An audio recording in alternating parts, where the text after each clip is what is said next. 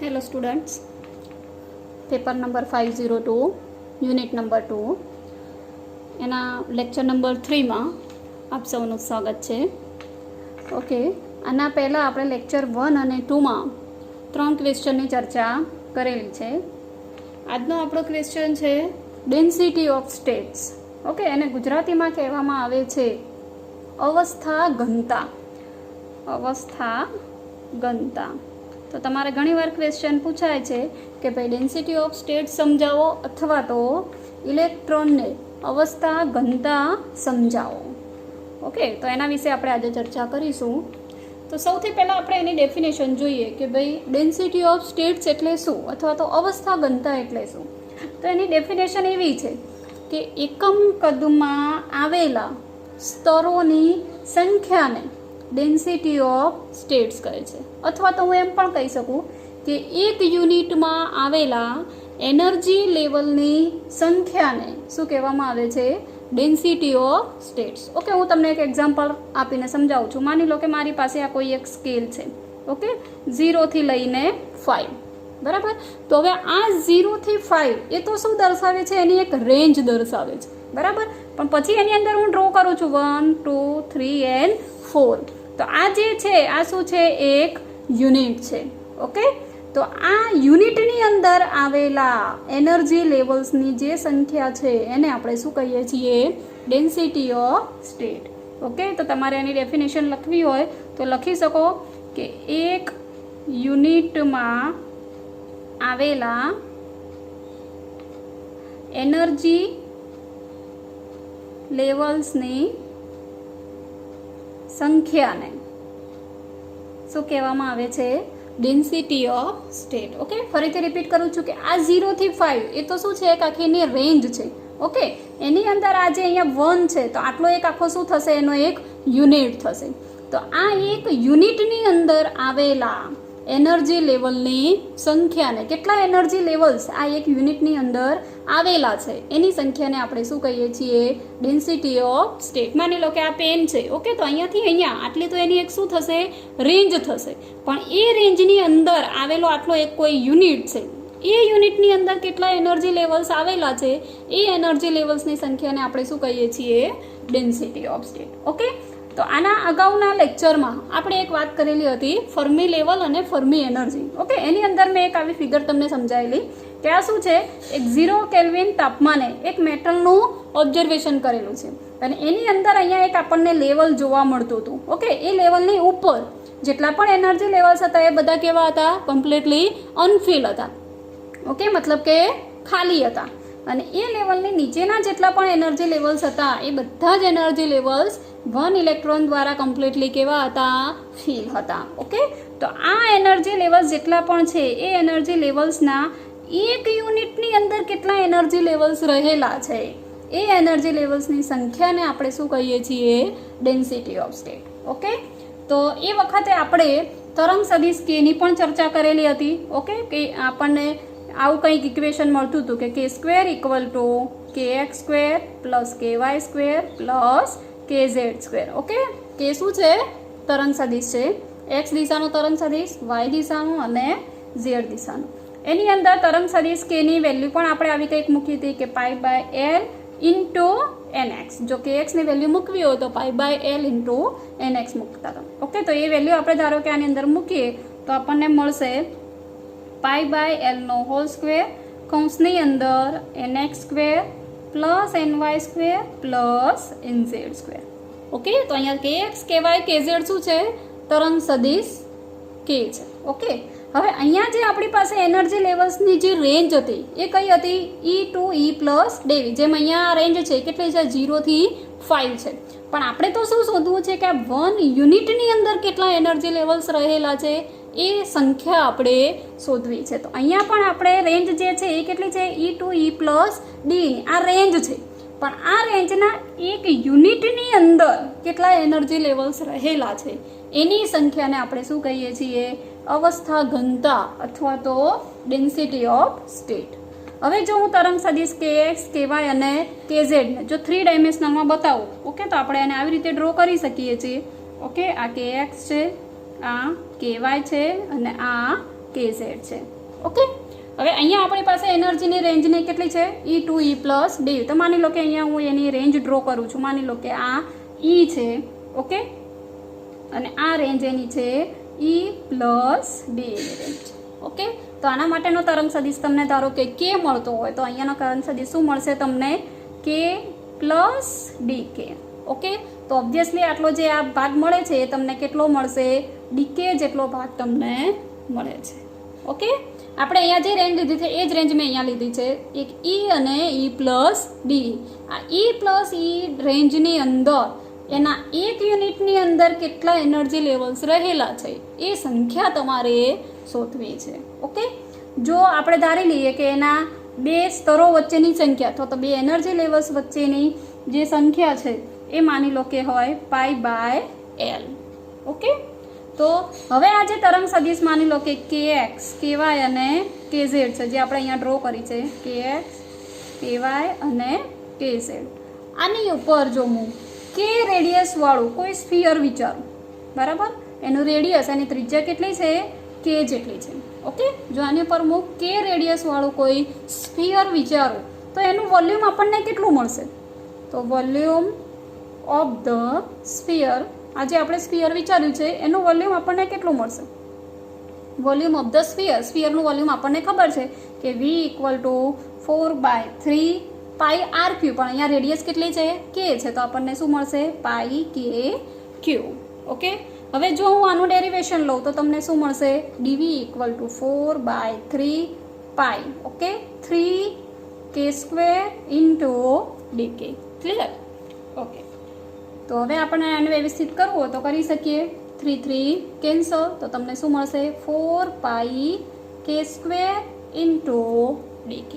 Okay, આ તમને શું મળ્યું? આપણે જે K રેડિયસ વાળું સ્ફિયર વિચાર્યું છે એનું વોલ્યુમ લીધું, પછી એનું આપણે શું કર્યું છે? ડેરિવેશન કર્યું છે. આને હું આપી દઉં છું ઇક્વેશન 1. ઓકે, તો ફરીથી હું ડેન્સિટી ઓફ સ્ટેટની ડેફિનેશન રિપીટ કરું છું. આપણે શું શોધવું છે? એક યુનિટની અંદર આવેલા એનર્જી લેવલ્સની સંખ્યા. આપણે કેટલા એનર્જી લેવલ્સ એક યુનિટની અંદર રહેલા છે એ સંખ્યા તમારે શોધવી છે. ઓકે, હવે આપણે અહીંયા જોયું છે કે કોઈ પણ માની લો કે બે સ્તરો વચ્ચેની સંખ્યા અથવા તો બે એનર્જી લેવલ્સ વચ્ચેની સંખ્યા માની લો કે કેટલી હોય? π/L હોય, અથવા તો કોઈ પણ બે સ્તરો વચ્ચેનું જે અંતર છે, કોઈ પણ બે સ્તરો વચ્ચેનું અંતર કેટલું હોય? π/L હોય, તો આપણને સ્તરોની સંખ્યા કેટલી મળશે? dE × dE = 4πk² dk π/L3. Okay, જો કોઈ પણ બે સ્તરો વચ્ચેનું અંતર કેટલું હોય? π/L હોય, તો આપણને સ્તરોની સંખ્યા dE × dE કેટલું મળશે? 4πk² dk π/L3. ઓકે, આને આપી દઉં છું ઇક્વેશન 2. ઓકે, હવે અહીંયા આપણે જે KX, KY અને KZ જે ત્રણ તરંગ સદિશ લીધેલા છે, અથવા તો અહીંયા આપણે વિચારીએ KX, KY અને KZ જે ત્રણ તરંગ સદિશ આપણે લીધા, આપણે તો ફક્ત એની પોઝિટિવ સાઈડ જ વિચારી છે. ઓકે, એની નેગેટિવ સાઈડ પણ હોઈ શકે છે, મતલબ કે આ KXની પોઝિટિવ સાઈડ છે તો એની નેગેટિવ સાઈડ પણ હોઈ શકે છે, આ પણ એની નેગેટિવ સાઈડ હોઈ શકે છે. ઓકે, તો એના માટે આપણે જો સ્ફિરિકલ સિમેટ્રી માટે, ઓકે, આપણે આ ઇક્વેશનને કેટલા વડે ગુણવા પડે? 1/8, કારણ કે આપણે આ ધારો કે અહીંયા કેટલું છે? 1/2 છે. ઓકે, આ ફક્ત એની પોઝિટિવ સાઈડ જ છે. 1/2 1/2 × 1/2 એ એની 3 પોઝિટિવ સાઈડ છે, પણ જેવી એની પોઝિટિવ સાઈડ છે એવી એની નેગેટિવ સાઈડ પણ હોઈ શકે છે. ઓકે, તો આનું સ્ફિરિકલ સિમેટ્રી માટે આપણે આ ઇક્વેશનને કેટલા વડે ગુણવા પડે? 1/8 વડે ગુણવા પડે. ઓકે, તો સ્તરોની સંખ્યા તમને કેટલી મળશે? dE × dE = કેટલા વડે ગુણીએ આપણે? 1/8 4πk² dk π/L3. ઓકે, કેમ 1/8 વડે ગુણ્યા? ફરીથી રિપીટ કરું છું કે અહીંયા આપણે જે તરંગ સદિશ KX, KY અને KZ લીધેલા છે, આપણે તો ફક્ત એની પોઝિટિવ સાઈડ જ અહીંયા જોઈ છે. ઓકે, પણ ઓબ્વિયસલી એની નેગેટિવ સાઈડ પણ હોઈ શકે. ઓકે, પોઝિટિવ સાઈડની 1/2, એ જ રીતે એની નેગેટિવ સાઈડની 1/2, KYની પણ એ જ રીતે KZની પણ. ઓકે, તો સ્ફેરિકલ સિમેટ્રી માટે આપણે આ ઇક્વેશનને કેટલા વડે ગુણ્યા છે? 1/8 8 વડે ગુણ્યા છે. ઓકે, એને હું આપી દઉં છું ઇક્વેશન 3. ઓકે, આટલા સુધી ખ્યાલ આવી ગયો તમને? ઓકે, હવે અહીંયા આપણને ખબર છે કે ભાઈ પાઉલીનો સિદ્ધાંત, પાઉલી એક્સક્લુઝિવ પ્રિન્સિપલ શું છે કે પાઉલી નામના વૈજ્ઞાનિકે એવું કીધું છે કે કોઈ પણ કક્ષા છે એ કક્ષાની અંદર 2 ઇલેક્ટ્રોન રહી શકે છે. ઓકે, કોઈ પણ કક્ષા છે એ કક્ષાની અંદર 2 ઇલેક્ટ્રોન રહી શકે છે. ઓકે, એનો મતલબ કે ઇલેક્ટ્રોનને 2 વિરુદ્ધ સ્પિન સાથેની ±1/2 સાથેની 2 શક્યતા અવસ્થા મળશે. કઈ રીતે ±1/2? તો ઇલેક્ટ્રોનની જે પોઝિટિવ સાઈડ છે એની સાથેની +1/2. ઓકે, અને એની નેગેટિવ હોય તો એ વખતે નેગેટિવ સાઈડની એની સ્પિન કેટલી હશે? -1/2 હશે. ઓકે, તો એની જે 2 વિરુદ્ધ સ્પિન છે ±1/2 માટેની આપણને 2 શક્ય અવસ્થાઓ મળે છે. એટલે આપણે જો સ્તરોની સંખ્યા સાચી શોધવી હોય તો આ ઇક્વેશનને આપણે 2 વડે ગુણવા પડે. ઓકે, તો આ ઇક્વેશનને હું શું કરું છું? 2 વડે ગુણી કાઢું છું. તો 2 × 1/8 4πk² dk upon π/L3. કેમ 2 વડે ગુણવા પડે? પાઉલીનો સિદ્ધાંત શું છે કે કોઈ પણ કક્ષા છે, કક્ષાની અંદર કેટલા ઇલેક્ટ્રોન રહી શકે છે? 2 ઇલેક્ટ્રોન રહી શકે છે. ઓકે, તો એનો મતલબ કે એની પોઝિટિવ સ્પિન તમને કેટલી મળશે? પોઝિટિવ માટેની સ્પિન +1/2, નેગેટિવ માટેની સ્પિન કેટલી મળશે? -1/2. તો એનો મતલબ કે ઇલેક્ટ્રોન 2 વિરુદ્ધ સ્પિન ±1/2 માટેની એને કેટલી અવસ્થાઓ મળે છે? 2 શક્ય અવસ્થાઓ મળે છે. ઓકે, તો એટલા માટે આપણે જો સ્તરોની સાચી સંખ્યા શોધવી હોય તો એના માટે આ ઇક્વેશનને આપણે કેટલા વડે ગુણવા પડે? 2 વડે ગુણવા પડે. ઓકે, આને આપી દઉં છું ઇક્વેશન 4. ઓકે, હવે આપણને આગળનું જે ઇક્વેશન હતું ઇલેક્ટ્રોનની ઉર્જા આપણે શોધી હતી, બરાબર, જે ફર્મી લેવલ અને ફર્મી એનર્જીની વાત કરી હતી, તો એમાં આપણને ઇલેક્ટ્રોનની ઉર્જાનું આવું કંઈક સૂત્ર મળતું હતું, EK = h²/2m × k². ઓકે, આ ઇક્વેશન આપણે આગળના ક્વેશ્ચનની અંદર જોયેલું છે. આની અંદરથી હું k² ને કરતા કર દઉં તો k² = શું મળશે? 2m/h² × E. ઓકે, આપણે આવું લખી શકીએ ને, k² ને આપણે શું કરી દીધા? કરતા કરી દીધા. તો 2me/h². ઓકે, હવે જો હું આનું ડેરિવેશન કરું, બરાબર, આપણે શું કરવું છે? આની અંદર આની વેલ્યુ આપણે મૂકવી છે. હવે જો આને હું હજુ થોડું વ્યવસ્થિત સાદું રૂપ આપું તો DE × DE. ઓકે, અહીંયા શું હશે? 4 પણ અહીંયા શું થઈ જશે? કેન્સલ થઈ જશે. તો આનું ઇક્વેશન તમને શું મળશે? L3/π² × k² × dk. બરાબર ને? શું કર્યું? આને જે ઉડતા હતા એ ઉડાડી દીધા. L3/π² k² × dk. હવે આની અંદર આપણે k² અને dkની વેલ્યુ શોધવી છે. તો k² ની વેલ્યુ તો ઓલરેડી તમારી પાસે છે. કેટલી છે? 2me/h². પણ તમારે શેની વેલ્યુ શોધવી છે હવે? dkની. તો dkની વેલ્યુ શોધવી હોય તો ઓબ્વિયસલી આનું તમારે શું કરવું પડશે? ડેરિવેટિવ. ઓકે, તો આનું ડેરિવેશન કરું તો શું મળશે? 2k × dk 5m/h² × de. Okay, હવે હું ખાલી dk ને કરતા કરું તો dk = શું મળશે? 2m/h² × 1/2 × 1/k × de. ઓકે, આપણને dkની વેલ્યુ મળી ગઈ. આને આપી દઉં છું ઇક્વેશન 6. હવે આની અંદર આપણે kની વેલ્યુ 1/k ની વેલ્યુ પણ શોધવી છે. તો એ પણ તમને આની ઉપરથી મળી રહેશે. k² છે. k² = શું છે? 2m/h² × E. હવે જો હું k લખું તો શું મળશે? 2m/h² × E⁻². પણ મારે તો શેની વેલ્યુ જોઈએ છે? 1/k ની. તો 1/k = આ શું થઈ જશે? ઉલટું થઈ જશે. h²/2m⁻² × 1/e⁻². ખ્યાલ આવે છે ને? આપણી પાસે k² ની વેલ્યુ હતી, આપણે k ની વેલ્યુ શોધી, k ઉપરથી શેની વેલ્યુ શોધી? 1/k ની વેલ્યુ શોધી. તો હવે આની અંદર આપણે 1/k ની વેલ્યુ મૂકી શકીએ તો આપણને dk ની વેલ્યુ વ્યવસ્થિત મળી જાય. ઓકે, તો dk = તમને શું મળશે? dk = અહીંયા શું છે તમારી પાસે?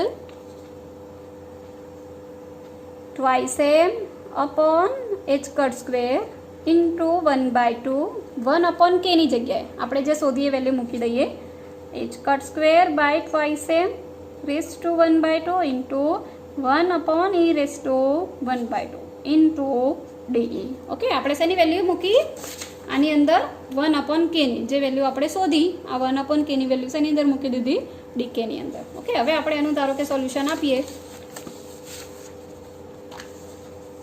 તો અહીંયા તમે જુઓ ટ્વાઇસ એમ અપોન એચ કટ સ્ક્વેરની 1 ઘાત છે અને અહીંયા 1/2 છે તો 1 માઇનસ 1/2 કેટલી મળશે 1/2.